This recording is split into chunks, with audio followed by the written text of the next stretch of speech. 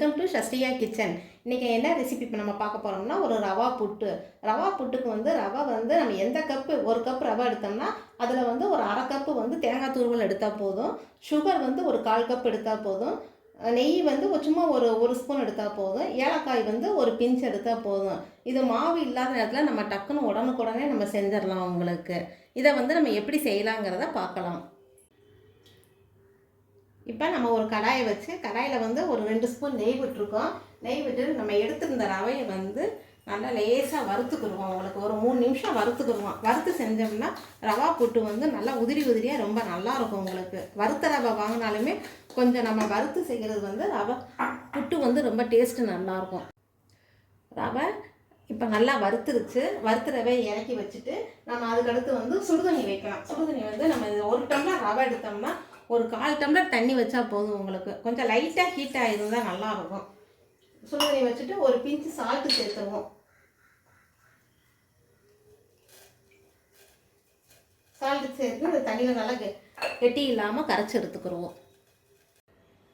நம்ம இப்படி வறுத்த ரவையை வந்து ஒரு 5 நிமிஷம் ஆற வச்சதுக்கு அப்புறமேலு இந்த சுடுதண்ணி கொஞ்சம் ஆறவும், ஆறினதுக்கப்புறம் கொஞ்சம் கொஞ்சமாக தண்ணியை தெளித்து இந்த ரவையை அப்படியே நம்ம பெசரி புட்டு பதத்துக்கு நம்ம கரைஞ்சி வச்சுக்கிடுவோம் மாவை.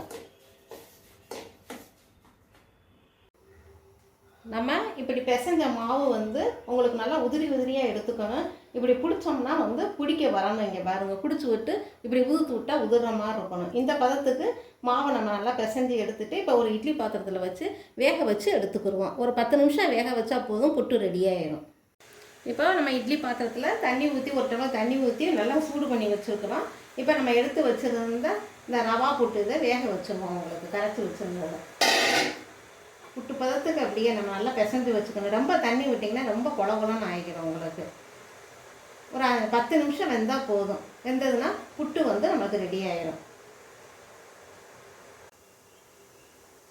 இந்த புட்டுக்கு மேலேயே நம்ம தேங்காய் துருவல் ஒரு 2 ஸ்பூன் சேர்த்து வேக வச்சு எடுத்து சாப்பிட்டு பார்த்தோம்னா டேஸ்ட்டு வந்து இன்னும் ரொம்ப நல்லாயிருக்கும். உங்களுக்கு வெந்ததுக்கப்புறம் கொஞ்சம் தேங்காய் துருவல் சேர்த்துக்கிடுவோம்.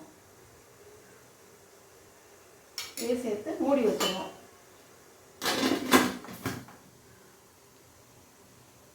இப்போ 10 நிமிஷம் ஆயிடுச்சு. நம்ம ஓப்பன் பண்ணி பார்க்கலாம். புட்டு நல்லா மாவு வந்து நல்லா வெந்திருக்கு. உங்களுக்கு இதை நம்மளே தேவையான அளவு சர்க்கரையும் ஜீனியும் சேர்த்து நம்ம பரிமாறுறது தான். சுவையான ரவா புட்டு ரெடி ஆயிடுச்சு. உங்களுக்கு இந்த சூடாக இருக்குமேதே இதில் நமக்கு தேவையான அளவு ஜீனி சேர்த்துக்கோங்க. நம்ம ஜீனி வந்து நம்மளோட விருப்பத்தை பொறுத்து இருக்குது. நாட்டு சர்க்கரை சேர்க்கறதுனால சேர்த்துக்கோங்க.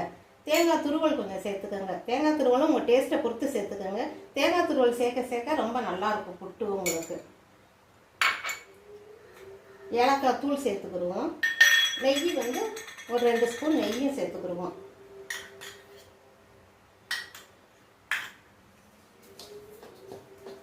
அப்படியே சூடாக பரிமாறினோம்னா ரொம்ப டேஸ்ட்டு வந்து ரொம்ப நல்லாயிருக்கும்.